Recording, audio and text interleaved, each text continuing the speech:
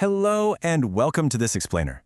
Look, if you're the kind of focused learner who just loves to deconstruct exactly how things work, you are absolutely in the right place today. Have you ever wondered why you just can't put a certain book down? Or why a TV show keeps you clicking next episode way past your bedtime? Well, the secret often lies in how authors deliberately organize events to shape our entire experience. Today, we're breaking down two incredibly powerful tools in a storyteller's toolkit: narrative structures. Specifically, we're going to look closely at parallel versus episodic narratives, exploring exactly how they function, why they're used, and how you can spot them in the wild. Here is our clear roadmap for today. We'll start with organizing the story, move into the parallel narrative, then the episodic narrative, do a side-by-side comparison, and finally, stick around for an interactive quiz at the end to test your knowledge. Section 1. Organizing the story. Why structure matters. Okay, let's dive into this. When you consume a great story, it might feel like this perfectly natural, organic flow of events. But trust me, stories are absolutely not random. Structure is basically the invisible skeleton holding the entire narrative together. And understanding these structures, it's incredibly relevant. It helps us analyze exactly why events happen when they do, how characters are being developed, and what underlying themes the author is really trying to push. Recognizing these frameworks literally unlocks a much deeper understanding of the media we consume every single day. Section 2. The parallel narrative, simultaneous storylines. So, what is a parallel narrative? It's a story where two or more plot lines occur simultaneously, connected by a shared theme, event, or outcome. That concept of simultaneously is the absolute core here. While you're reading about character A doing their thing, you know for a fact that character B is out there in the world doing something else at that exact same time. The author's going to actively shift your attention back and forth between these simultaneous timelines. Unpacking this a bit, we find a few key characteristics. First, it contains two or more storylines, and the author deliberately alternates between them. Chapter 1 might be plot A, Chapter 2 jumps to plot B, and so on. Now, what's really fascinating is that the characters in these separate plots might not meet immediately. Actually, they might spend the majority of the story completely unaware of each other. But even if they're miles apart, the events in their lives often subtly mirror or directly influence one another. And finally, and this is really the hallmark of a parallel narrative, these separate storylines almost always connect or converge toward the end. Let's actually see this in action, right? Imagine this story set in a high school. In week 1, we follow student A, who's aggressively campaigning for class president. Meanwhile, across the school, student B is prepping for a huge science competition. The chapters just bounce between them. By week 4, both students are facing real obstacles and learning these important yet totally independent lessons about perseverance. At this point, their goals seem completely unrelated. But then, we hit week 8. Their independent storylines finally converge when their paths cross at a big school event. The author has expertly woven two simultaneous, totally separate lives into one shared outcome. It's like a giant puzzle coming together. So, what's the psychology here? Why do authors choose this method? The biggest reason for sure is suspense.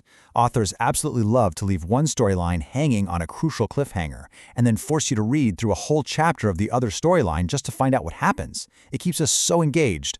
Plus, this structure lets an author show totally different perspectives on the exact same issue, easily compare characters side by side, and brilliantly demonstrate how seemingly isolated actions actually affect one another in the grand scheme of things. It forces us to actively put the pieces together. Section 3. The episodic narrative, a series of adventures. Let's move to our second structure and see how this builds. In direct contrast to the simultaneous plots we just looked at, an episodic narrative is made up of a series of separate episodes or adventures connected by the same main character, setting, or purpose. The crucial word here is separate. Instead of bouncing between events happening at the exact same time, we're following a straight sequence. Each episode has its own distinct conflict and its own distinct resolution before the next episode even kicks off. Episodic narratives are organized into very distinct chunks. A really great way to think about this structure is literally like stringing pearls on a necklace. Each pearl is an episode that can often stand entirely on its own. It has a beginning, a middle, and an end. But that string holding all those independent pearls together, that's the main character. They remain the constant. Every new episode throws a brand new challenge or experience at them, and as they conquer each one, those standalone episodes collectively build up the character's overall growth. Imagine a young explorer traveling across a massive country. In Episode 1, he stops to help a village affected by severe flooding. Once that's all resolved, Episode 2 begins as he climbs a dangerous mountain to track down a rare plant. He finds it, conflict resolved. Then in episode 3, he arrives in a coastal town and solves a local mystery. Do you see how each of these adventures is completely self-contained? The flooding has absolutely nothing to do with the rare plant, which has nothing to do with the mystery. But together, strung along chronologically, they tell this epic, overarching story of his journey. Why do authors love this specific setup? Well, mostly it's a fantastic way to create constant variety and excitement. It gives the writer the freedom to showcase vastly different settings and events without having to invent some convoluted reason for them to all overlap at the same time. And readers, we love this structure because it gives us a sense of continuous adventure. You're constantly getting new situations, new villains, new problems, all while staying safely anchored to a familiar character whose development you can track over a long, long time. Section 4. Side-by-side comparison. The showdown. Okay, let's put them head-to-head, because this brilliantly illustrates the core differences. For storylines, parallel features 2 or more, while episodic has one main storyline broken into separate chunks. Looking at timing, parallel plots happen simultaneously, whereas episodic events happen one right after another in sequence. When we talk about connection, parallel plots are literally designed to converge and crash into each other at the end. Episodic events? They remain independent, connected only by the fact that the same character is going through them. And finally, for focus, parallel narratives prompt you to analyze the relationship between different plots, while episodic narratives pull your focus purely to one character's ongoing journey. Section 5. Test your knowledge. Interactive practice. All right, it's time for a quick, rapid-fire quiz to see what stuck.